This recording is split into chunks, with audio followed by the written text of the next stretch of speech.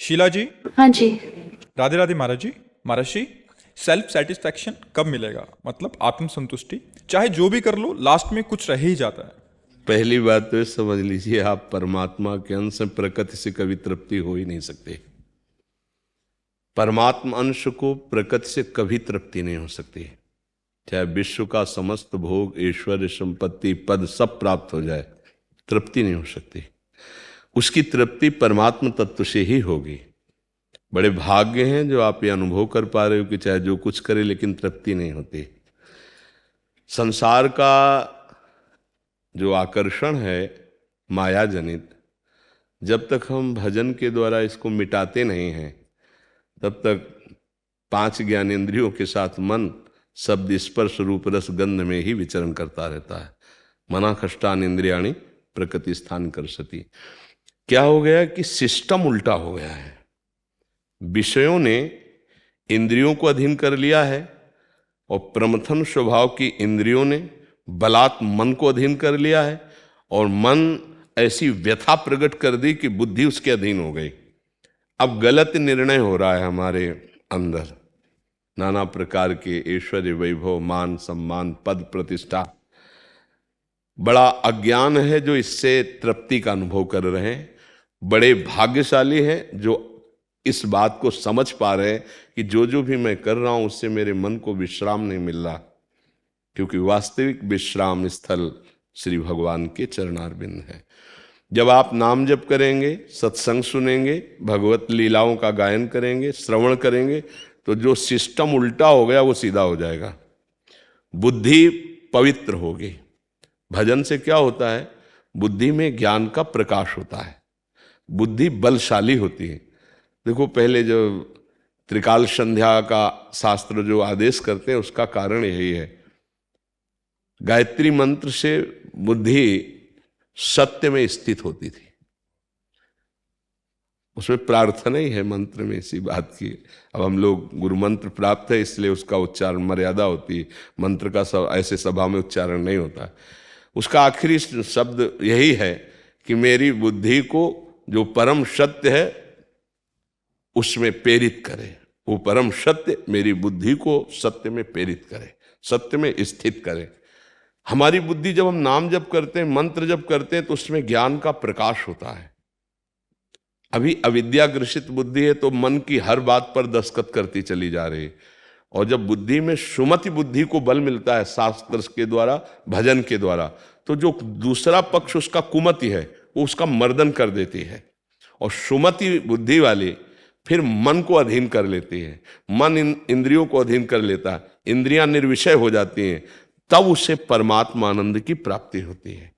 अभी बहुत बड़ा सिस्टम हमारा उल्टा हो गया, गंदा हो गया। जब हम भजन शुरू करेंगे तो हमारे अंदर पहले सारी गंदगी आएगी। नाना प्रकार की जितनी हमने दबी हुई वासनाएं हैं, या जो कामना है, या जो हमारे अंदर इच्छा है, स्पृहा है, तृष्णा है, ये बहुत कूड़ा करकट जमा है। सुने हुए और देखे हुए भोगों की कामना कामना कही जाती है, भोगे हुए भोगों की इच्छा तृष्णा कही जाती है, ये भोग अवश्य चाहिए स्पृहा कही जाती है। और ऐसी छोटी छोटी अनंत वासनाएं हृदय में दबी। तो जब हम भजन शुरू करते हैं, राधा राधा राधा राधा राधा, अब वो सब निकलना प्रारंभ। नया साधक होता है, घबरा जाता है, वो भजन छोड़ देता है, परमार्थ पे नहीं चल पा। यदि सत्संगी है, विवेकवान है, तो बहुत धैर्यपूर्वक उस समय वो निकलते चले जा रहे हैं। और नाम जप का आनंद जब बढ़ेगा, पहले इन विकारों को जड़ से नष्ट करेगा, पाप और पाप की प्रवृत्ति।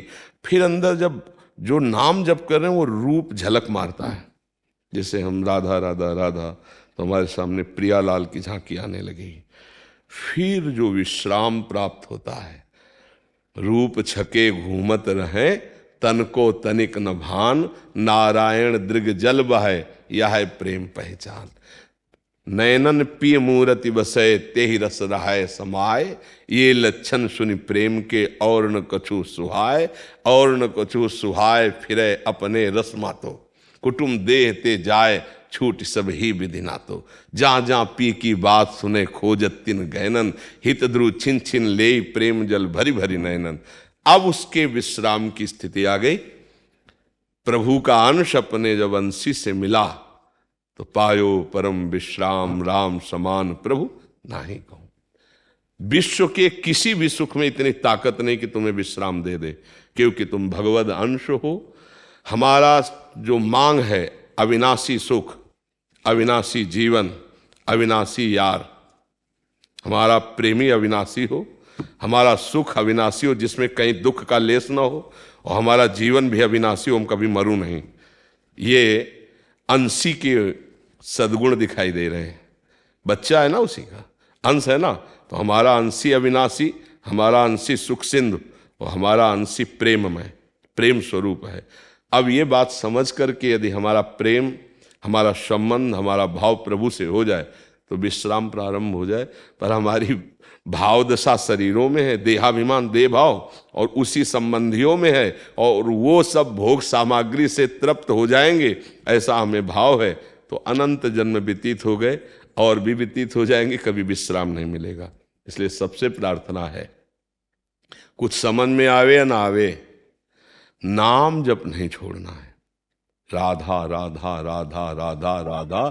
यदि आपको विश्राम न मिल जाए, आपको आनंद न मिल जाए तो, पर बीच में डरना मत, बड़े भयावह घाटियां हैं।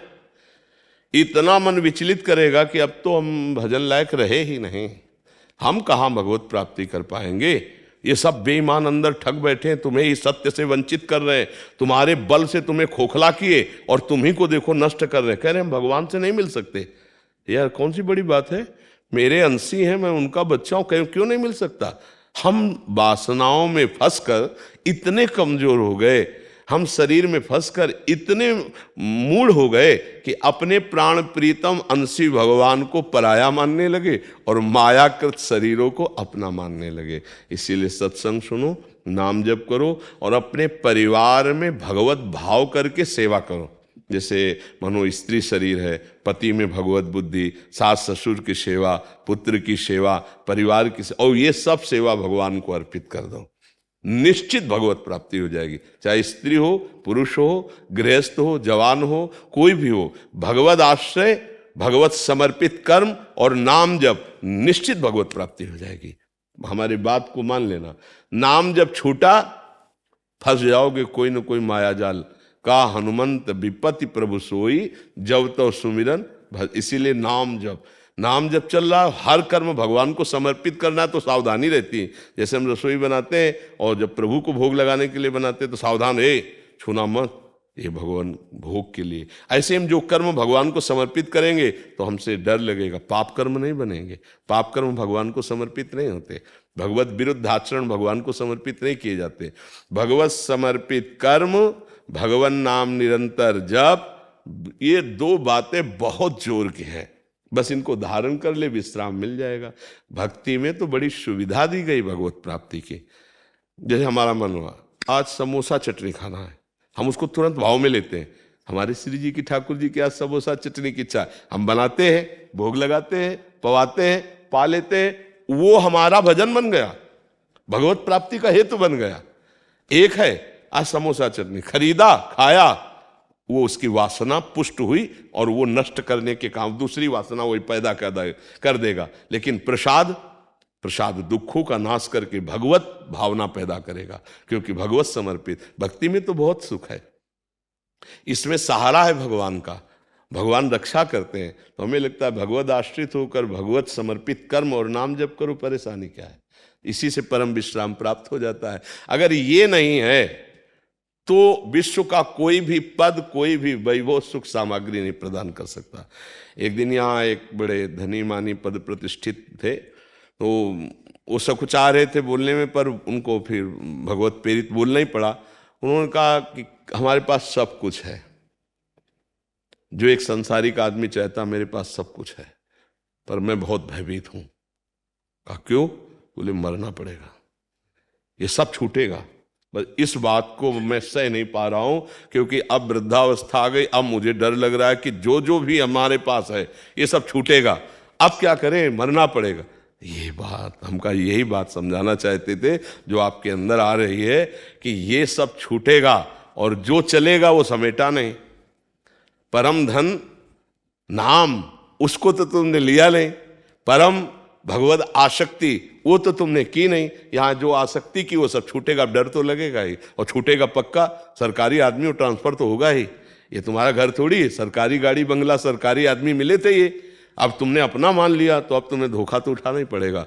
अभी समय है, जितनी श्वासें इतने में भी भगवत प्राप्ति हो जाएगी। मानो हम राधा राधा राधा राधा जप रहे और हमारी आखिरी श्वास हो गई तो हमें श्री जी मिल जाएंगी। बच्चे के बहाने नारायण बुलाया तो भगवत प्राप्ति हो गई, हम तो राधा राधा जानबूझ के कह रहे हैं, तो हमें भगवत प्राप्ति नहीं हो जाएगी। इसलिए नाम जप करें, भगवद आश्रित, कर्म समर्पित, तो सब बढ़िया मंगल हो जाएगा। मुखिया अभिषेक व्यास जी, श्री गोवर्धन नाथ हवेली उज्जैन से। महाराज जी प्रणाम।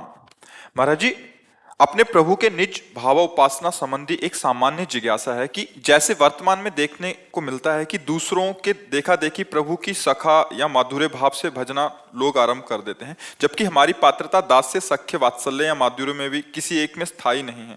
ये कैसे पता चलेगा आरंभ में महाराज जी? अर्थात कोई संकेत मिलता है या गुरु आज्ञा करते हैं? बिना आचार्य शरणागति के इन भावों की प्राप्ति ही नहीं हो सकती। मनमानी करने से भाव की थोड़ी प्राप्ति होती है। और इसीलिए हमारे प्रभु विविध आचार्यों के रूप में प्रकट हुए। जैसे सखा भाव है, प्रभु को वात्सल्य भाव से दुलार करना है, तो भगवान वल्लभाचार्य जी प्रकट हुए, श्री निम्बारकाचार्य जी, श्री हिताचार्य, स्वामी हरिदास जी, महाप्रभु चैतन्य देव जी, आद्य गुरु भगवान शंकराचार्य जी। अभेद भक्ति, जो जिस भाव को पसंद करे उस आचार्य की शरण में हो और उस भाव वाला मंत्र मिले, उपासना पद्धति मिले, तभी उसकी पूर्णता होगी। ऐसे मनमानी तो पूर्णता वो जानता ही नहीं तो कैसे? आपको रंगनाथ जी दर्शन करने जाना है, अब आपको पता ही नहीं किधर से जाना है, तो आपको एक गाइड रखना पड़ेगा जो रंगनाथ जी के संपूर्णतया गलियों का ज्ञान रखता हो, समय जानता हो, वहाँ का परिचय जानता हो, वो आपको दर्शन करा देगा। ऐसे ही ये भाव है। देखो, हमारा भगवान से स्वतः सिद्ध संबंध है कि हम उनके अंश हैं, इसमें किसी की मिलावट की जरूरत नहीं।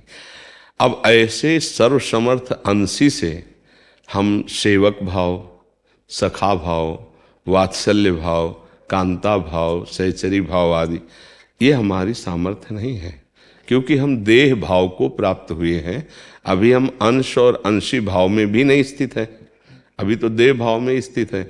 अब देह भाव को मिटा करके हमारे इस भगवत भाव को जागृत कर दे, वो सदगुरुदेव, वो आचार्य देव, उन्हीं के द्वारा जो मंत्र मिलता है उसमें सामर्थ्य होती है। उनके द्वारा जो भाव भरी उपासना पद्धति होती है उसमें सामर्थ्य होती है कि जीव अपने जीवत्व को भूल गया और ईश ईशत्व को भूल गया। दोनों को बुलाने की सामर्थ्य आचार्य प्रदत्त मंत्र में है। नहीं, ऐसे अनंत ब्रह्मांडों के स्वामी के साथ खेलने की सामर्थ्य किसकी है? तो जब गुरुदेव ने मंत्र दिया तो उस मंत्र से अधीन होकर प्रभु अपने वैभव ऐश्वर्य को भूल गए, भुलाता है मंत्र उनको, और जीव अपने जीवत्व को भूल गया और दोनों सखा बन के खेल रहे हैं। देखो, प्रभु का ऐश्वर्य विस्मरण देखो, श्री गोविंद स्वामी शौच हो रहे हैं और आप अकौड़ा के फल्ले लेके मार रहे, और वो उनको मार रहे। भला ये ईश का खेल हो रहा है? नहीं, अपने प्राण प्यारे प्रभु के साथ हो रहा है। प्रभु अपनी प्रभुता को भूल गए, जीव अपने जीवत्व को भूल गया, और दोनों को एक प्रेम मंच पर खड़ा करके सखा भाव से खिलवा दिया। जगत का सृजन करने वाला जो निमिष मात्र में अनंत ब्रह्मांड स्वरूप स्वयं हो गया, उसको घुटने के बल आंगन में चलते देख करके, उसको रोते हुए बिलखते हुए देखकर, विश्व का भरण पोषण करने वाला मैया यशोदा के दुग्ध पान के लिए रुदन कर रहा है, यह है क्या? भाव। भाव ने परमात्मा की, परमात्मा तत्व की भावना, उसका विस्मरण करा दिया और उसको जीवत्व का विस्मरण। जिनकी भ्रकुटी टेढ़ी हो जाए तो काल भी भयभीत होता है। मैया छड़ी उठाती है तो काजल मिसते हुए ऐसे देख रहे हैं, आंसू एक भी नहीं है, पूरी आंखों में काजल ऐसे। वो नवनीत प्रिया जी का है ना, वो ऐसे करके यहाँ पर। अब जरा विचार करो, ये भाव की दशा को तो देखो। कि अगर सरकार भ्रकुटी 6 दिन के है, महाबली पूतना कुल्हाड़ से काटी गई थी बाद में, और हमें लगता है 6 कोस में शरीर गिरा था उसका, 18 किलोमीटर 18 किलोमीटर के वृक्षों के वृंदावन का पतन करते हुए वो गिरी थी। 6 कोस का आया है प्रमाण। और पूतना का इतना बल था कि बड़े बड़े देवता कांपते थे। 6वें दिन में प्रभु ने उसको परम धाम प्रदान किया। छठी का उत्सव हो रहा था। देखो, मैया को ये कभी नहीं लगा कि मेरे लाला ने किया है, मेरे आराध्य देव ने बचा लिया मेरा। अच्छा, सारे जगत का भरण पोषण करने वाला, रक्षा करने वाले का मैया उसी के नाम से उसकी रक्षा कर रहे हैं। भला उनको भगवान नजर आ रहा है? मेरे लाला की संकर्षण यहाँ रक्षा करें, वासुदेव यहाँ रक्षा करें, गदाधर यहाँ, उन्हीं से रक्षा कर रहा है। ये वात्सल्य भाव। तो ये जो भाव आते हैं, अब जैसे डांटना, दुलार करना, प्यार करना, अगर भगवान अपने स्वरूप में आए ना, विराट रूप में, तो सखा भाव अंतर ध्यान हो गया। अर्जुन कंपायमान हो रहे थे। तुम आदि देवा पुरुषा पुराणा, तुमस्य विश्वस्य परम निधानम, वेत्तास्य वेद्यम परमम च धाम, त्वया ततम विश्वमनंत रूपम, वायुर्मग्निर्वरुणा शशांका प्रजापतिस्त्वं प्रपितामहश्च, नमो नमो नमो। कांप रहे थे और कहते मैं, मुझसे बड़ी भूल हो गई। मैंने कहा हे कृष्ण, हे सखे, मुझे क्षमा करना, मैं जान नहीं पाया, आपको भुलवा दी। अपने स्वरूप में आए तो फिर भाव गायब हो गया, नहीं गायब हो गया। तो जब भक्त का आचार्य प्रदत्त मंत्र और भाव होता है तो इष्ट ईश्वरत्व तो भूल जाता है और जीव जीवत्व तो भूल जाता है। दोनों एक प्रेम में और धाम में विविध लीलाएं खेलते। अच्छा, तो उनको ये थोड़ी समझ में आता है कि ये भगवान है, मेरा यार है, मेरा दोस्त है। ये कहां से आया? प्रभु से यार, ये मंत्र से आया, ये आचार्य बल से आया। कैसी कैसी लीलाएं। एक बार कुछ वैष्णवों ने शिकायत की आचार्य चरण से कि जय जय गोविंद स्वामी तो बहुत ही अभद्र व्यवहार करने लगे। बोले क्या? बोले गिरिराज की तलहटी में खड़े खड़े लघु शंका कर रहे थे। परम वैष्णव, सिद्ध वैष्णव, ये तो बहुत वैष्णव मर्यादा के खिलाफ बात हो गई। बोले बुलाओ। आचार्य चरण ने बुलाया। गोविंद स्वामी खड़े खड़े लोग शंका कर रहे थे। बोले हाँ जय जय, तुम्हें वैष्णव सिद्धांत नहीं पता? अरे बोले प्रभु, सिद्धांत के बाद ये ऊपर चढ़ा बैठा था, श्रीनाथ जी के लेकर ये ऊपर चढ़ा बैठा था। हमें लगी लघु शंका, हमने कहा में लघु शंका करना है। बोले देखो तुम हमारे घोड़ा हो, जैसे घोड़ा करता वैसे करो। अब बोले ये उतरे नहीं तो हमको वैसे। अब बताओ, ये भगवान की लीला हो रही। ये है वात्सल्य का स्वरूप, ये वात्सल्य भाव है। अगर सखा कहने लगते हैं जाओ आज के बाद तुम्हें खेल में प्रवेश नहीं मिलेगा, तो जिसने जगत का खेल रचा है वो गिड़गिड़ाने लगता है। ये है भाव का विषय। तो हमें लगता है बिना आचार्य कृपा के, बिना गुरु मंत्र के, जो आचार्य परंपरा से आया है, अपना भाव तो बन ही नहीं सकता। चाहे कोई लाख उपाय कर ले, बन ही नहीं सकता। क्योंकि छद्म होता है जैसे कमल। कई बार ये भी होता है कि लोग देखा देखी फिर वो ऐसे प्रश्न पूछने लगते हैं। ऐसा लगता है कि अब जैसे मुखिया जी हूँ, जैसे मंदिर में आते हैं, क्या आज ये प्रेरणा हो गई, आज ये स्वप्न देखा, तुमको क्या, मैं क्या जवाब दूं? मैं अपना सामर्थ्य नहीं, आचार्य कुल जाने, आप जानो। हाँ, और आपको बताए कि कुछ जो है मन की विलासिताएं चलती हैं लोगों की, और उसी को सिद्धि मान लेते हैं। नहीं तो कोई अपने प्यारे से प्यार जो है उसको कोई बोलेगा नहीं। वही एक बात समझो, आपका जिससे प्यार है और प्यार में जो बात हुई, प्यार भला किसी से बात करोगे? हाँ, बहुत जो आत्मीय होगा, जो आपका बहुत प्रेमी होगा, उससे भी कम शब्दों में आप करोगे संकेत। हाँ, कि आज जो है वो मिले थे और कुछ प्रेम की बातें कर रहे थे, बड़ी उनकी कृपा। किसी के भी प्यार की बात। लेकिन अहम जो होता है ना, प्यार, हाँ, प्यार होता नहीं है, वो अहम होता है। तो आज हमारे स्वप्न में भगवान आए थे, आज ऐसा हुआ था, आज वैसा हुआ था, वो सब बातें करने लगते हैं, क्योंकि वास्तविक अभी नहीं है। और जिस दिन वास्तविक होगा तो कोई कसम धरा के पूछे तो भी नहीं कह पाएगा, वो नहीं कह पाएगा, अपनी असली बात नहीं कह। तो उस समय उचित है कि मौन रहा जाए। ऐसे ये सब वो लोग हैं जो अभी सुलझे नहीं हैं, जो अभी भगवदाकार वृत्ति नहीं, अभी गुरु कृपा नहीं। इसीलिए ऐसा नहीं, बड़े बड़े संत है, भला निकलवा लो आप उनके अंदर से प्रेम की बात, नहीं निकालेंगे। वो बाहरी बात भले बता दे, साधन सिद्धांत तो थोड़ा बाहरी प्रेम की बात, अंतर की बात, आपका क्या संबंध है, आपका क्या अनुभव है, चुप। रसिक व्रतम हित चित्त की बातें गिरधारी जो सो कही है, यार से कहना बस। तो ये मतलब इस समय फिर उसको मौन रहना चाहिए, उत्तर देने वाले को फिर मौन रहना चाहिए, क्योंकि ऐसे प्रश्नकर्ताओं से समय बर्बाद करना होता है, वो सुलझना नहीं। जब तक अहम प्रीतम को समर्पित नहीं हुआ तो प्रेम कहाँ हुआ, और जब प्रेम हो जाता है तो प्रेम की बात कैसे कह सकते हो, क्योंकि मुँह का स्वादनवत वो कही ही नहीं जा सकती, बाहरी बात केवल कही जा सकती, प्रेम की बात आप कैसे कह सकते हो। कई बार हमने कहा कि जैसे आपको हमने गुलाब जामुन पवाया, अब आप बोलो कितना मीठा है, हाँ कितना मीठा है, बहुत मीठा है, नहीं वैसे कितना मीठा है, तो अगला उत्तर होगा खा के देख लीजिए, आएगा कि नहीं आएगा। तो अब जब एक प्राकृतिक स्वादिष्ट वस्तु को आप वाणी से वर्णन नहीं कर सकते तो चिदानंद रस को कैसे वर्णन कर सकते हैं। वो बाहरी बात है, जितना भी वर्णन है, लेकिन वो छाती की बात है, जाने मोरी छाती, ये आनंद का विषय है, और ये उसी के हृदय में होता है जो अनन्य होता है। आचार्य का अनन्य, इष्ट दूसरे नंबर पर, पहले नंबर पर आचार्य, क्योंकि इष्ट ही आचार्य रूप में आए हैं अपना परिचय देने। जब आचार्य पर दृढ़ निष्ठा, तो आचार्य संबंध से रीझ कर वो खेलते हैं। हाँ, भरोसो दृढ़ इन चरणन केरो, श्री वल्लभ नक। मैं यही विनती करने वाला था अभी कि मतलब श्री सूरदास जी की मुझे स्मृति आ गई, तो वो तो यदि आप श्री मतलब कृपा करें तो मैं 4 पंक्तियां इसी पद की। जी जी हाँ सुना दीजिए जी। दृढ़ चरणन केरो भरोसो, दृढ़ चरणन केरो, श्रीवल्लभ नख चंद्र छटा बिना, सब जग मांझ अंधेरो भरोसो, दृढ़ चरणन केरो, साधन और नहीं आकली में, जासो होय निवेरो, सुर कहा कहे द्विविध आंधरो,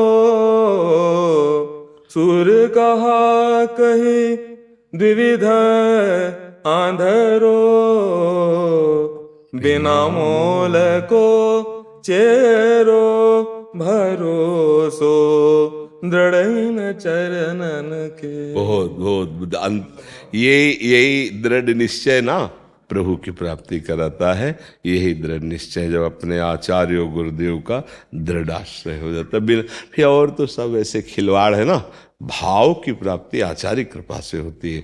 आचार्य संबंध से इष्ट रीझ जाता है, और वही जैसा भाव आचार्य ने दिया है वैसे ही साथ खेलने लगते हैं। जी विशाल जी, राधे राधे महाराज। राधे राधे महाराज श्री। महाराज जी, मैं पिछले 6 सालों से विदेश में काम कर रहा हूँ।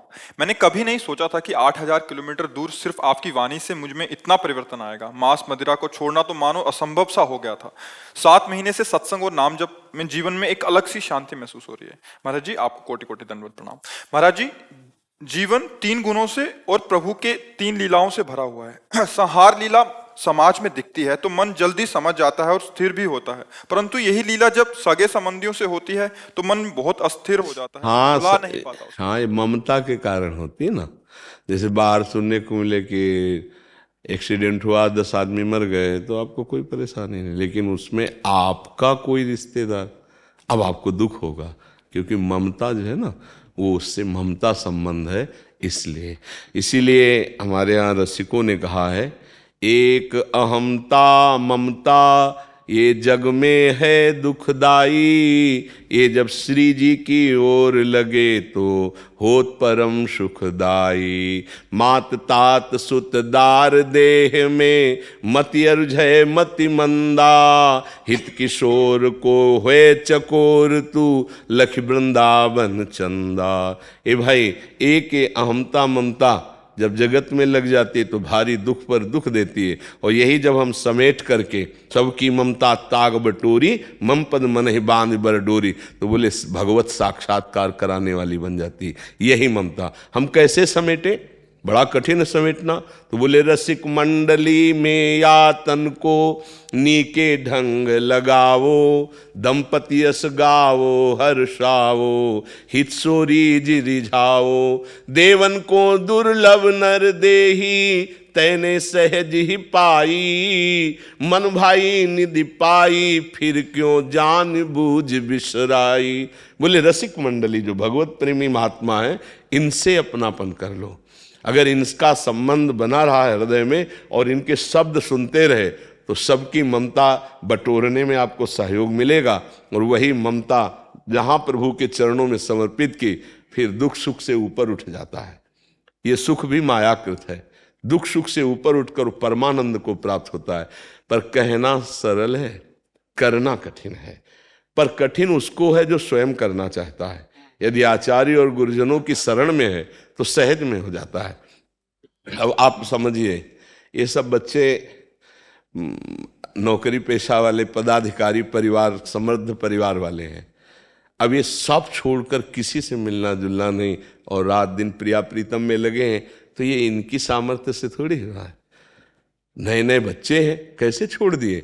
बोले सत्संग और गुरु कृपा। आचार्य गुरु कृपा हुई। लोग पढ़ते हैं लिखते हैं इसीलिए कि पैसा वाली नौकरी बढ़िया मिले, और इनको तो सब था। ये प्रोफेसर थे, वो आर्मी में थे, कोई सीए, कोई ऐसे ऐसे खूब पैसा कमाने वाले। लेकिन सब कुछ छोड़ करके भगवान का मार्ग देखो कैसे पकड़ में आ गया, कैसे ममता छोड़ दी। माँ पिता भाई परिवार सब है, सब है। अब ये कैसे हो गया? माँ पिता परिवार इनके आते हैं तो जैसे जनरल सब आते हैं ऐसे वो आते हैं, ऐसे करके चले जाते हैं। थोड़ी मेरा बबुआ और लपिट गए, भाव माँ प्रकट करे, ऐसा कुछ नहीं। ये क्या हुआ? ये चमत्कार। छोटे छोटे भी बच्चे हैं जो मतलब उस समय उनका ममता का ज्ञान ही, बस वो हमारी श्री जी जब गुरु आश्रय हो गया तो अपने आप सब सिखा देता है। तभी कहा है इसका उपाय क्या? बोले रसिक मंडली में या तन को, तन तुम्हारा तन ही रहा कि सत्संग में तुम मन ही प्रेम रस भयो। अगर तन विषयों में रहा, विषयी पुरुषों के बीच में रहा, तो भ्रष्ट होने में देर थोड़ी लगती। फिर तो परमार्थ। एक मछली की मैथुन क्रीड़ा को देखकर महात्मा जो जल स्तंभित करके भजन कर रहा उसको विक्षेप पड़ गया। फिर मोबाइल में, संसार में, भोगों में, रत प्राणियों के संग से हमारी स्थिति क्या हो जाएगी। इसीलिए हम सत्संग सुने और तन से जो दुर्विचार जनित क्रियाएं हैं उनको हम छोड़ दें तो हमारी ममता धीरे धीरे प्रभु के चरणों में आ जाएगी। भगवान मांग कर रहे हैं, जननी जनक बंधु सुत दारा, तनु धन धाम सुरद परिवारा, सबकी ममता ताग बटोरी, मम पद मन ही बांध बर डोरी। हमारी ममता शरीर से हो गई और शरीर के संबंधियों से हो गई। अब भगवान पराये लगने लगे जो हमारे अंशी हैं, और ये सब प्रिय लगने लगे। तो जब प्रिय की कोई दुर्घटना होती है तो हम निराश हो जाते हैं, हमारी भक्ति में भी बाधा पड़ जाती है। पक्का भक्ति में बाधा पड़े। हमारी ममता यदि प्रभु के चरणों में है, अब देखो प्रभु के चरणों में समर्पित ममता। चैतन्य महाप्रभु के परिकर में श्रीवास जी थे, उनके घर में कीर्तन हो रहा था और उनका पुत्र अकेला पुत्र था, कई दिन से बीमार था, जो एक कीर्तन का समा बंधा हुआ था। उसी समय एक दासी आती है, श्रीवास जी के कान में कहती है आपका पुत्र पधार गया। तो कीर्तन कर के साइड में एकदम हुए और उनका दोबारा अगर यहाँ आई कोई शब्द कहा तो हम अपने प्राण त्याग देंगे यदि महाप्रभु के कीर्तन में कोई विघ्न पड़ा। और बस हरि बोल नाच रहे हैं कीर्तन। अब महाप्रभु तो साक्षात प्रभु ही है, आचार्य और भगवान में अंतर थोड़ी है, वो तो साक्षात प्रेमावतार है। धीरे धीरे रुक गया कीर्तन और उन्होंने कहा कि मेरे मन में भाव नहीं उठ रहा, कुछ हुआ क्या? तो श्रीवास जी तो प्रभु का कीर्तन रुक गया, लेकिन वो आंसू बहाते हुए उन्मत्त नृत्य कर रहे थे। तब किसी भक्त ने कहा कि श्रीवास का जो अकेला बेटा था वो पधार गया। तो श्रीवास जी की तरफ देखा और कहा तुम कीर्तन कर रहे हो, बताया क्यों नहीं? बोले प्रभु पहला कि उस जीव का कितना बड़ा सौभाग्य है कि आप कीर्तन कर रहे हैं और वो पधार गया है, और दूसरी बात आपके सिवा हमारा कोई नहीं है, ये सब आपका है, जब चाहे बुला ले, जब जितना चाहे रखें। तो उन्होंने एक शब्द कहा था महाप्रभु चैतन्य देव, श्रीवास आज तुमने श्री कृष्ण को खरीद लिया, आज तुमने श्री कृष्ण को खरीद लिया। ये है ममता प्रभु के चरणों में सब। जब नरसिंह मेहता जी का बेटा पधारा ना तो करताल उठाई और नृत्य शुरू किया, क्योंकि भगवान के समीप गया है, भगवान का जन था वो, इतने दिन मेरे पास आया था सेवा के लिए, और भगवान ऐसा भला विचार ममता वाला कैसे कर सकता है। अब इसे अगर नकारात्मक सोच में, एक बेटा था वो भी मर गया, मतलब कुछ लाभ में, अब ये नकारात्मक सोच। सकारात्मक सोच, जीव को जितना समय था तो उतना जीना ही था, लेकिन कैसी मृत्यु हुई, स्वयं भगवान नृत्य कर रहे हैं कीर्तन करते हुए और उनका शरीर पूरा हो गया।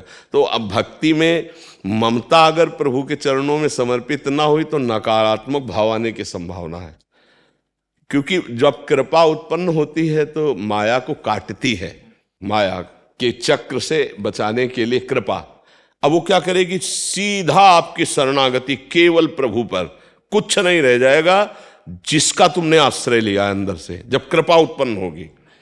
जैसे द्रौपदी जी के ऊपर कृपा जब प्रकाशित हुई तो जो जो अपनापन था वो सब सभा में देख लिया, ना पति ना कोई सभासद, धर्मात्मा पुरुष बैठे थे, ना अपने हाथ ना अपना बल ना अपना दांत, तब पुकारा गोविंद, तो यही वस्त्रावतार हो गया भगवान का, यही बाजू से पल्लू नहीं गिरने दिया। अन्य आश्रय जब तक है तब तक कृपा व्यवहार करेगी कड़ुआ, हर जगह से हटा के एकमात्र भगवद आश्रय।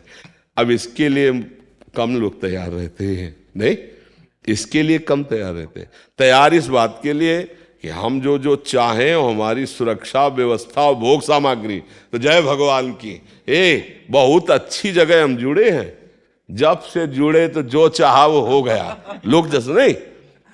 और अगर जब से जुड़े तो जिसकी चाह के लिए जुड़े उसके अलावा हर चाह मिटा दी जाए तो फिर हटना पड़ेगा, फिर हटना पड़ेगा। यही होता है महाराज जी, बार बार ममता में अटक जाता है। निर्ममो निरंकार सुख दुख के सुख, उसी में पाठ करता हूँ तो फिर भी बड़ा कठिन लगता है वो। बस नाम जप करो और सत्संग सुनो और कोई पाप कर्म न बनने पावे, तो जैसे जैसे हृदय पवित्र होगा वैसे वैसे आप ममता रहित स्वयं होते चले जाएंगे। पक्का विश्वास कीजिए।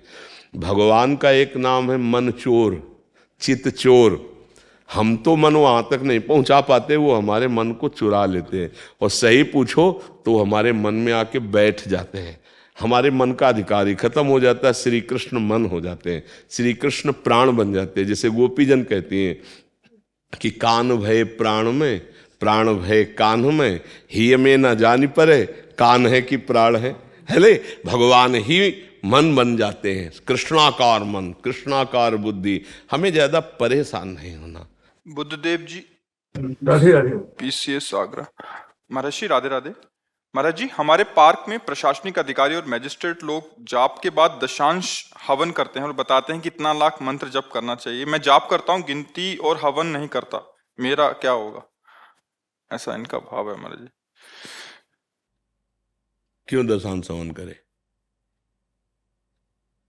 सर्वस्व हवन कर दे, दशांश क्यों हवन करे? परमात्मा प्राप्ति दशांश हवन से होती है क्या? ये कोई राजकीय टैक्स है क्या कि 100 में 30 रुपया देना पड़ेगा? अरे भगवान का सर्वस्व है, बस यही तो समझ नहीं आती ना। देखो, अधर्माचरण का बल मिलेगा इससे, इस सूत्र से जो हम कह रहे हैं उसको सूक्ष्मता से समझो। अधर्माचरण का बल मिलेगा इससे, सिद्धांत को समझो। दशांश नहीं, सर्व तो भावेन, भगवान की शरण। मैं ये मन आधत्स्व मई बुद्धिम निवेश है, भगवान आदेश कर रहे हैं, मन मेरे में लगा दे, बुद्धि मेरे। दशांश क्यों? सर्वस्वर्पण आपका। अब आपका है तो मैं ढूंढूं क्या? आपने दिया है, धर्म पूर्वक चलो। 100 रुपया किसी के बेईमानी मत लो, 54 किसी को मत दो, भगवत प्राप्ति हो जाएगी। हम जो कह रहे हैं उसको समझो। जानते हो या धर्मी है, 50 लाख देगा, हम इसे जितवा देंगे, तो 50 लाख में तुम दशांश नहीं, कुछ भी करो, तुम्हारा सर्वनाश करेगा। आगे चल के देख लेना, तुम्हारे स्वास्थ्य का, तुम्हारे विचार का, तुम्हारे परिवार का अगर अशांति और चिंता का जाल ना बिछा दे तो बताना, आगे चल के देख ले। कोई भी हो, अंतिम समय मन पछताई है, अवसर बीते। ये दशांशों से कुछ नहीं होता। मयि मन आदत सो मई बुद्धिम निवेश है, जो हम कह रहे हैं उस बात को समझो। हाँ, 4 रोटी हमारे पास है, कोई भूखा नजर आ रहा है, ए भाई आज तू ये पाले, आज मैं उपवास कर लूंगा, ये बात धर्म की बात। कोई बीमार है, हमारी जेब में है 100-500 हमारे खर्चा के लिए, ए भाई चलो तुम्हारी हम औषधि करवा देते हैं। बात समझना, ना हविष्यान्न शुद्ध है, ना वायुमंडल शुद्ध है कि यज्ञ के द्वारा आप भगवत प्राप्ति कर लें। आज का समय नहीं है, हविष्यान्न शुद्ध नहीं है। बहुत बहुत बिरले कोई मंत्रवेत्ता, बहुत बिरले कोई हविष्यान्न। इसलिए भगवान नाम जप करो, धर्म पूर्वक कमाओ, बेईमानी का पैसा मत छुओ, आपको भगवत प्राप्ति हो जाएगी। जिससे मंगल होना, इस बात को समझो। आज इस बात को बहुत प्रचार प्रसार किया जाता है, क्योंकि नाम जब महाराज जी लोग करते हैं, बताते हैं कि मैंने 1 लाख जप किया, मैं तो नाम की गिनती करता नहीं हूँ, इसलिए मैंने पूछा। बढ़िया है, अगर गिनती ना करो तो सरकारी खजाने में तो जमा ही हो रहा है। भगवान को बताने की जरूरत है कि तुम कितने जप कर रहे हो। ये तो नए साधक की रुचि बढ़ाने के लिए, अभिमान बढ़ाने के लिए थोड़ी है कि पोस्टर में छपवा दे या माइक से बोले कि 1 लाख जप करता हूं। तो क्या हुआ, वो बोलो जो आज तक किसी से बोला नहीं है, वो भी तो बोलो साथ में माइक से। कृष्ण पक्ष का भी बोलो, शुक्ल पक्ष का तो बोल दिया कि 1 लाख नाम जप करते हो, कृष्ण पक्ष का भी बोलो ना, है ना। नहीं बोल पाएंगे ना। हाँ, तो हम जो कह रहे हैं उसको समझिए आप, भागवतिक मार्ग को पकड़िए। हम राधा राधा एक श्वास में बोल रहे हैं, हर नाम हमारा भागवतिक बैंक में जमा हो रहा है। और बोलने का अधिकार हमें तब है जब शुक्ल पक्ष जीवन में हो। चरित्र लिखा जाता है किसी का तो शुक्ल पक्ष का लिखा जाता है, कृष्ण पक्ष का तो जाने मोरी छाती, दूसरा नहीं जानता, ध्यान रखना। तो ये जो हम बोल देते हैं ना, वृंदावन गए 100 संतों को पवा के आए, तो ये तो माइक से बोल देंगे, लेकिन और कुछ जो पीछे पूरे जीवन चरित्र में कोई नहीं जानता, उसको बोलो तो बहादुर समझे, माइक में कोई नहीं बोलेगा।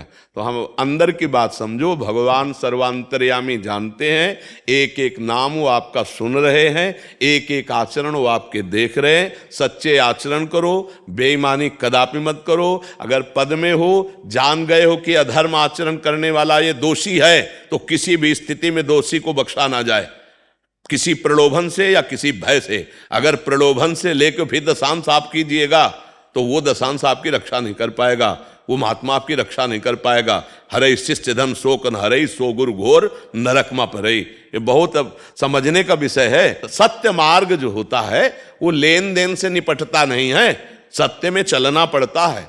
भगवान ने दशांश की मांग की है, गीता में कहीं पढ़ के देखो। उनकी मांग मन मना भव मद भक्तो माद्याजिमाम नमस्कुरु।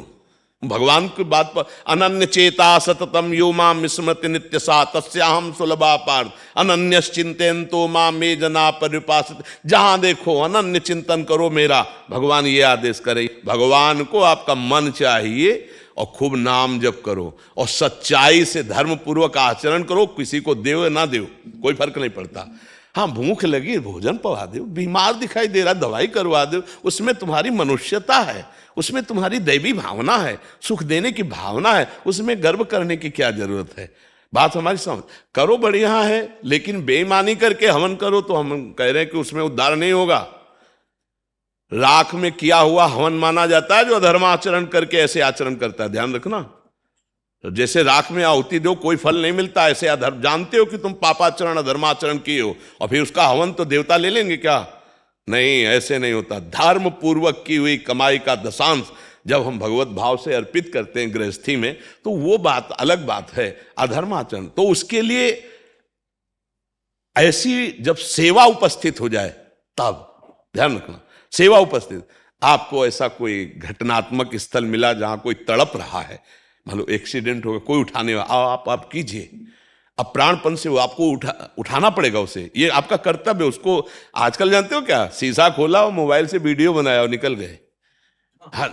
ये आज का समाज है।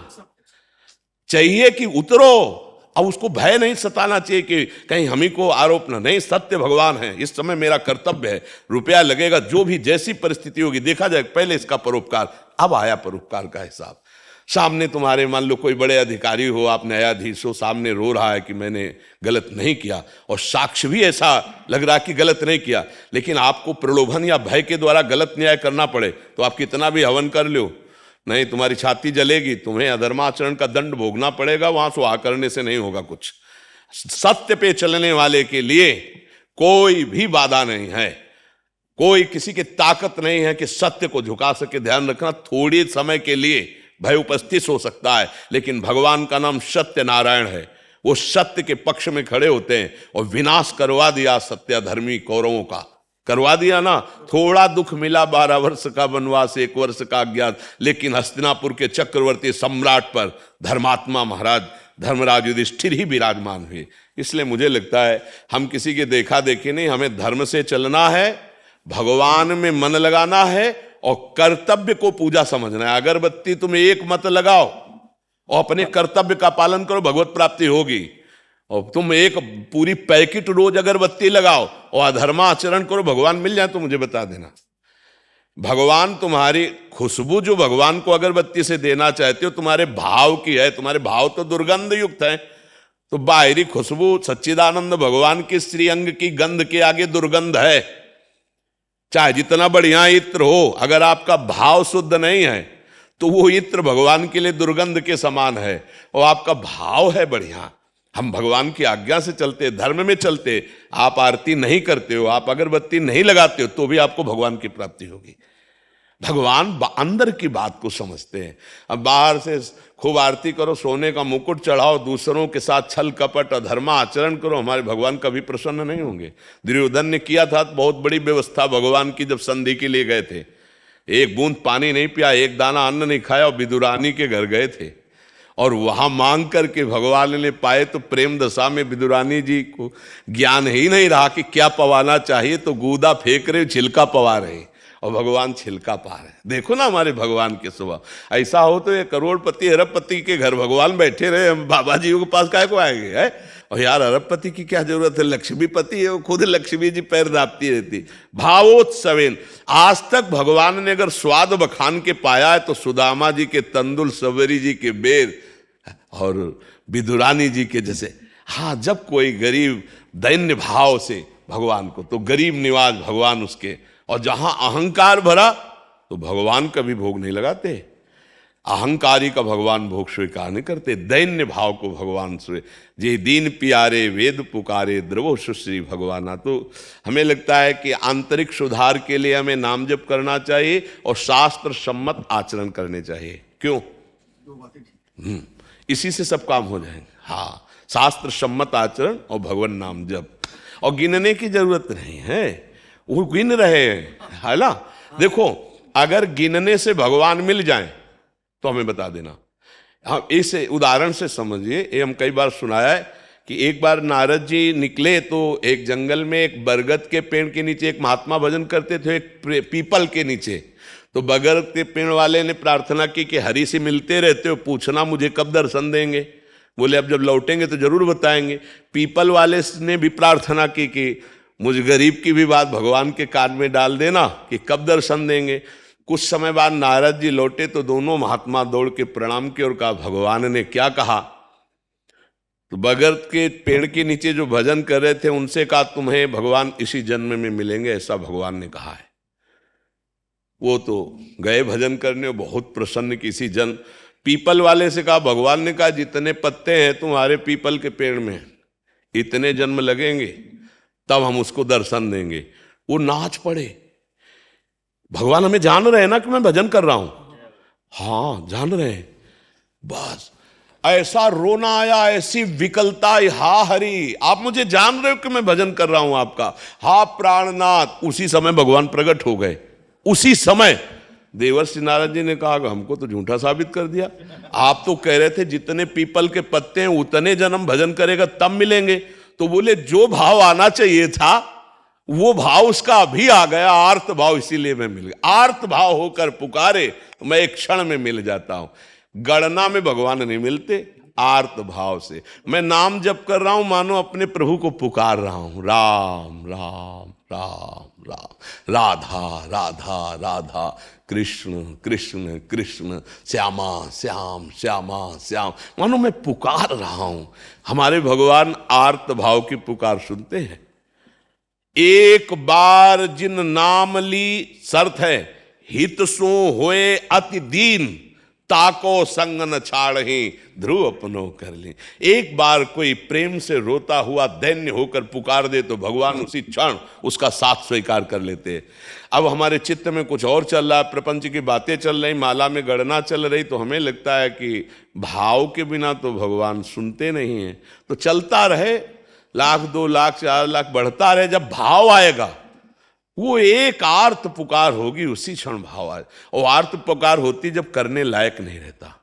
ध्यान रखना, द्रौपदी जी खूब महान भक्ता हैं। पहला भरोसा पांडवों का, दूसरा भरोसा सभा का, तीसरा भरोसा भुजा का, चौथा भरोसा दांत का।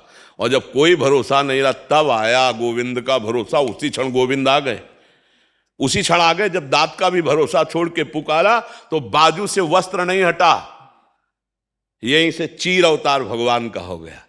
गजेंद्र को अपने बल का भरोसा, अपनी हाथी हाथिनियों के समुदाय का भरोसा, जब 1000 वर्ष व्यतीत हो गए, सब छोड़ छाड़ के चले गए, वो भी हार गया। अब लगा कि अब झटके में गया, हे हरि, आ गए हरि। जब तक कोई भरोसा है, चाहे अपना या पराया, तब तक वो पुकार नहीं होती।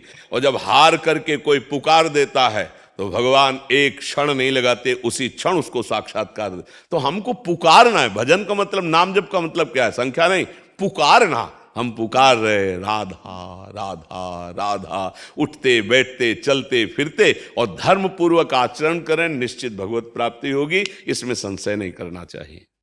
महाराज जी, मैं श्री जी बाबा महाराज को बेटा हूँ रमाकांत गोस्वामी। महाराज जी, हमारी एक संस्था है ब्रिज विकास ट्रस्ट, वहाँ के महामंत्री आर डी अग्रवाल जी। हम ब्रिज 84 कोष में ठाकुर जी की लीला स्थल इनको जीर्णोद्धार कर रहे हैं। जहाँ जहाँ ठाकुर जी ने लीला करी है, 2005 से ये सेवा चल रही है और अब तक 85 जगह सेवा है चुकी है।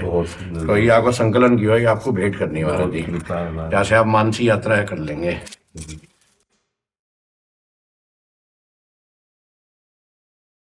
बहुत सुंदर। और अभी भी 5 जगह काम चल रहा है, 4 जगह काम मन में और 2 जगह मथुरा में, 6 जगह काम चल रहा है।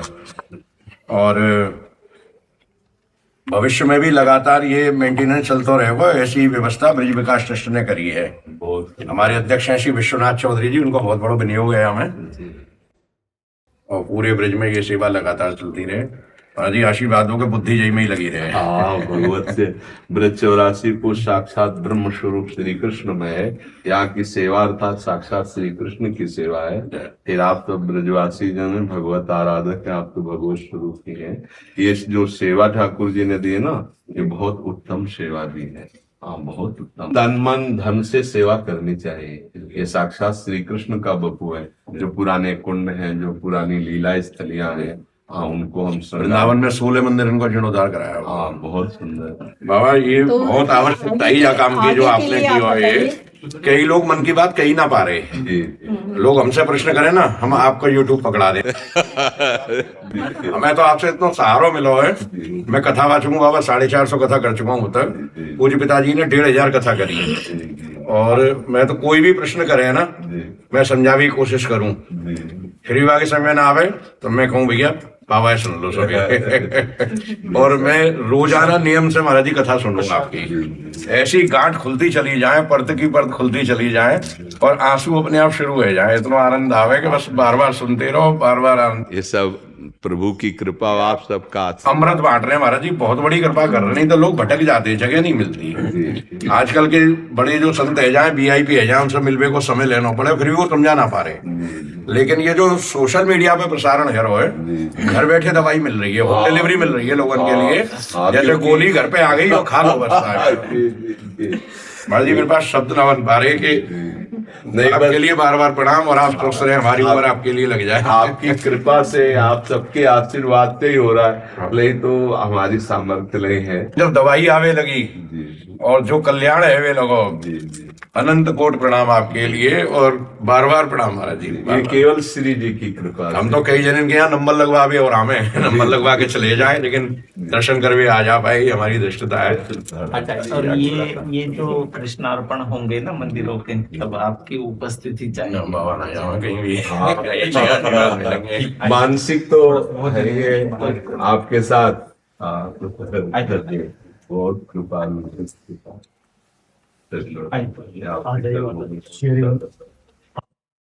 पुनीत सिंह जी, श्री हरिवंश। जी। गुरुदेव आपके चरणों में कोटि कोटि प्रणाम। राधा वल्लभ श्री हरिवंश। महाराज जी, अधिकतर संत महात्माओं को जीवन में बुरे प्रारब्ध को ही काटते देखा गया है। क्या उनका कोई अच्छा प्रारब्ध नहीं होता या उसकी कोई चर्चा नहीं होती? सांप की केचुल की क्या चर्चा, सांप की केचुल की क्या चर्चा, समझ रहे ना? संतों का शरीर सांप की केचुल की तरह त्याज्य हो जाता है। उनको जो मिला वो ब्रह्मा को भी नहीं मिला है। ये बाहरी शरीर है, ढांचा है, पांच भौतिक मायाकृत, इसका नाश होगा ही, किसी का हो। उनका आखिरी जन्म है, जो प्रारब्ध भोग है उसे हंसते हुए काट लेते हैं। उनको जो हमें शरीर मिला, तुम देख पा रहे हो, हमारे इस ढांचे को देख रहे हो कि किडनी फेल है, लेकिन हमको जो प्रियाजू के कृपा से शरीर मिला है वो तुम देख पा रहे हो? न तुम्हारी दृष्टि न ब्रह्मा की दृष्टि है। फिर संतों को क्या मिला कैसे जान पाओगे? इसलिए इस देह का तब तक महत्व है जब तक परमात्मा प्राप्ति नहीं हो जाती, आत्मबोध या भाव देह की प्राप्ति, तब तक इसका महत्व है। अब अगर इससे अपनी बात बन जाती है, भगवत भजन हो जाता है, भगवत प्राप्ति हो जाती है, आत्मस्वरूप का बोध हो जाता है, या भाव देह की प्राप्ति हो जाती है, ये आज छूट जाए या कल छूट जाए, ये तो नाशवान है। अब इसी शरीर से अनेकों प्रकार के पाप कर्म और पुण्य कर्म हुए हैं पूर्व में। अब जीव का इस शरीरों से संबंध का नाश हो रहा है, अब उन शरीरों को भोगवा दिया जा रहा है, कोई परेशानी नहीं। ऐसा थोड़ी कि केवल संत ही भोग भोगते हो और दूसरे को कष्ट नहीं मिलता, ऐसा नहीं। पर संतों का आखिरी जन्म होता है जो, तो इसलिए आपको विशेष दिखाई देता है, फटाफट फटाफट ये कष्ट पे कष्ट, कष्ट पे कष्ट, पर वो कष्ट नहीं होता है। कुश्ती लड़ने वाले दोनों पहलवान जब लड़ते हैं तो देखने वाले को लग रहा है बड़ी जोर का थप्पड़ मारा, बड़ी जोर का पछाड़ मारी, उसको उत्साह बढ़ रहा है। नहीं, अगर नीचे गिरा तो घुटने टेक करके पुनः उठता है और पछाड़ मारता है, लेकिन देखने वाले को भय लग रहा है, देखने वाले को ऐसा लग रहा है थप्पड़ लग रहा है, ये लग रहा है। ऐसे ही तुम्हें देखने वाले हो तो तुम्हें लग रहा है शरीर में किडनी फेल है, ये परेशानी वो परेशानी। परेशानी होने पर तुमसे संभाषण करेंगे, भागवती को उत्तर देंगे। भगवान प्रारब्ध भी भोगवा रहे हैं और कृपा भी कर रहे हैं। रामकृष्ण परमहंस जी के गले में कैंसर था, डॉक्टरों ने कहा कि आप संभाषण नहीं करेंगे, सत्संग नहीं करेंगे, आप अपनी डॉक्टरी अपने पास रखो, हमारी श्वास जब तक है तब तक हम सत्संग करेंगे। सत्संग, हमारा जीवन कोई प्राकृतिक विधान से थोड़ी चल रहा है, अब भागवतिक विधान से चल रहा है। हाँ, प्रकृति के नेत्रों से देखोगे तो प्राकृतिक है, भागवतिक नेत्रों से देखोगे तो भागवतिक है। संतों को कष्ट शब्द से संबंध नहीं होता। हाँ, कष्ट शब्द से संबंध सांसारिक पुरुष को होता है। उसको थोड़ी अनुकूलता मिली, हर्षित हो गया, प्रतिकूलता मिली, शोकित हो गया। और संत सुख दुखे समय कृत्वा लाभा लाभो जया जयो, जय पराजय में, लाभ हानि में, सुख दुख में समान भाव। कोई प्रभाव न सुख का, न दुख का, न लाभ का, न हानि का। हाँ, अब सर्दी है तो शरीर में सर्दी लग रही है, पर उसकी व्यथा नहीं है। व्यथा होना और सर्दी लगना दोनों अलग अलग बात है। थप्पड़ मारेगा कोई, आभास है कि थप्पड़ लगा, पर उसकी व्यथा नहीं है। कोई गला काट देगा, आवाज बंद हो जाएगी, लेकिन मुझे छू नहीं सकता, हमारे स्वरूप को छू नहीं सकता। नैनम छिन्नन्ति शस्त्राणि नैनम दहाति पावका न चैनम क्लेदयन्त्यापो न शोष्यति मारुता। फिर ये क्या, रोग आदि कैसे छू सकते हैं? जब अग्नेयास्त्र, वायवास्त्र, वरुणास्त्र हमें नहीं छू सकते तो ये रोग आदि क्या छू सकते हैं? मकान में जाला लगा है, पड़ा रहे, छिपकली भी टलती रहे, क्या फर्क पड़ता है? तो ऐसे ये रोग है, ये जाले हैं, इधर उधर पड़े, क्या फर्क पड़ता है? अब ये क्षमता बिना प्रभु के आ जाएगी क्या? अभी आपको बता दिया आपकी किडनी फेल होने वाली है, फिर आपसे बात की जाए, कैसा आपका उत्तर रहेगा देख लो। और जरा चेहरा पहले फोटो खिंचवा लो पहले की, और फिर डॉक्टर जब बता दे कि आपकी किडनी फेल है तब फोटो खिंचवा लेना ना। हाँ, ऐसे ही संसारी पुरुष का स्वभाव और प्रभाव होता है, और भागवतिक पुरुष का ऐसा स्वभाव प्रभाव होता है, ना कभी उदास हुए जीवन में प्रभु की कृपा से, और ना अभी उदास है, और ना आगे उदास होना है। क्योंकि जिसके लिए दास बने थे उसने उदासी खत्म कर दी। बात समझ ली, समझ पा रहे हो ना? हाँ, इस कपड़े के फट जाने के पहले यदि बढ़िया रेशमी कपड़ा मिल गया हो तो इसका कोई माप तो रहेगा क्या कि भैया ये फटे दो, हमारे पास तो है ही है ना। और जिसके पास ये ही है और उसकी खरोच लगेगी तो परेशान हो जाएगा। अर्थात ये पांच भौतिक देह में ममता आसक्ति किए हो, अब इसमें खबर आ जाए कि कैंसर हो गया, असाध्य रोग किडनी हो गई, अब आपका दिल फेल होने वाला है। फिर दिल से पूछो कि अब क्या हो रहा है। और यहाँ तो फेल ही है, सूचना की थोड़ी बात है।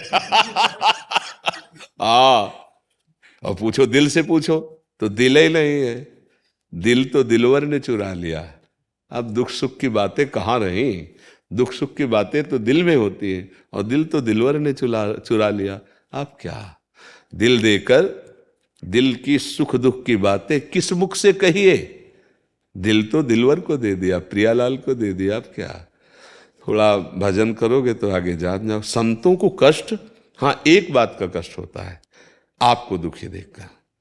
आपका दिव्य मनुष्य जीवन और आप विषयों में सुख दुख का अनुभव करते हुए भगवत विस्मरण करके जीवन जो व्यतीत करते हो, ये देखकर जलन होती है कि यार तुम सच्चिदानंद सुख को प्राप्त कर सकते हो, तुम भगवान को प्राप्त कर सकते हो, तुम ऐसे अवसर को व्यर्थ में खो रहे हो। इस बात का कष्ट, और संतों को कष्ट नहीं होता। सच्ची मानना, वो भले कांख रहे हों, भले पीड़ा में हो, पर उस समय भी परमानंद भगवान की स्फूर्ति हो रही होती है। उसी समय वो एक ऐसी जगह शीतलता में बैठे हैं जहाँ कोई भी दुख स्पर्श नहीं कर सकता। ये केवल प्रवचन की बातें नहीं है, संतों को दुख नहीं होता है। पर ये जरूर है कि जिसका अंतिम जन्म होता है उसका फाइनल फटाफट होता है, क्योंकि अब हिसाब किताब बराबर होना है ना, तो इसलिए बहुत कष्ट देखा जाता है, बड़े बड़े सिद्ध महापुरुषों में देखा जाता है। तो वो कष्ट बाहरी होता है क्योंकि इस तन के द्वारा पाप हुए हैं। इस जन्म में, पूर्व जन्म में बड़े बड़े पाप हो गए, चूक हो गई, गलती हो गई। अब हम भजन में लगे हैं, अब हमारा भजन भगवत प्राप्ति के मार्ग में जा रहा है। अगर हम उनको मिटाना चाहें तो मिटा सकते हैं, पर फिर बाधा पड़ जाएगी, फिर और जन्म लेना पड़ेगा, क्योंकि खर्चा कर रहे हो ना। तो फिर इसीलिए निष्काम भजन भगवत प्राप्ति कराता है कि हमें जो कष्ट आ रहा है उसे हम भोग रहे हैं। डॉक्टर रूप से भगवान औषधि रूप से हमको संभाल रहे हैं, उससे हम अपना संभल रहे हैं और भजन का प्रयोग कर रहे हैं भगवत प्राप्ति के लिए, जगत मंगल के लिए। तो ऐसे चलता रहता है। उसको ये न देखे कि संतों को इतना कष्ट क्यों मिलता है। नहीं, संतों को कष्ट नहीं मिलता है, भगवान अपनी गोद में रखे रहते हैं। देखो प्रहलाद जी को कितना कष्ट दिया गया, लेकिन प्रहलाद जी को कोई कष्ट हुआ क्या? ठाकुर हरिदास जी को 22 बाजारों में कोड़ों से मार मार कर खाल खींची गई, तो क्या उनको कष्ट था क्या? नहीं, सारे कोड़े भगवान श्री हरि के अंग पर पड़ रहे थे। वो अपने भक्तों की महिमा प्रकाशित करते, उनकी लीला है। बकाया कष्ट शब्द से संबंध भक्तों का नहीं होता, भक्तों का तो आनंद से संबंध होता है। और मन जब इतने से समझ लो, आपकी एक औषधि का लेप या औषधि का इंजेक्शन लग जाने से उस अंग को काटा जाए तो कष्ट नहीं होता, क्योंकि मन वहां तक नहीं पहुंच पाता।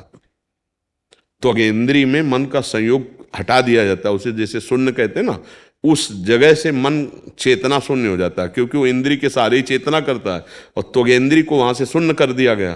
तो अब मन त्वगेंद्री के स्पर्श से वहां अनुभव नहीं कर पा रहा, तो आप काट दो, कोई परेशानी नहीं है। तो क्या एक औषधि में जितनी पावर है, क्या साधना में पावर नहीं है? कि भगवान के भजन से मन ऐसी स्थिति में पहुंच गया कि भारी से भारी कष्ट में भी वो आनंदित है।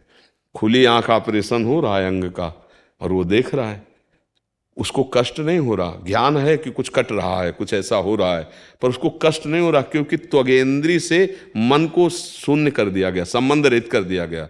और दुख सुख का अनुभव कराने वाला मन, अब बाद में जब वो त्वगेंद्री का संसर्ग हुआ, वो औषधि हटी, तब पीड़ा प्रारंभ हो गई। तो समझ रहे, भगवान ने जितनी औषधियां बनाई, भगवान की तो बनाई हुई है, उन सब औषधियों में जो पावर है वो भगवान से है।